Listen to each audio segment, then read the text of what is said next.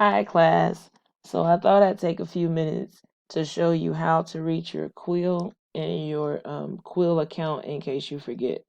So the Quill icon is down here in the corner inside of Clever. It's down here in the corner though. Fortunately, my little screen doesn't is not wide enough to reach the whole image.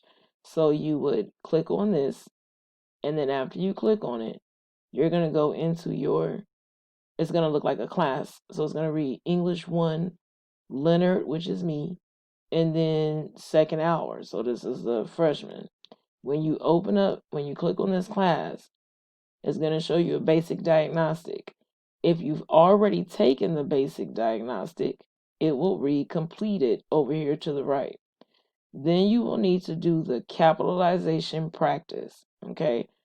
That's all of these. I think it's seven. 1, 2, 3, 4, 5, 6, 7. Yes. I need you to take all 7 of these, please, for the capitalization practice. This is due by Tuesday. This is due by Tuesday, September 22nd.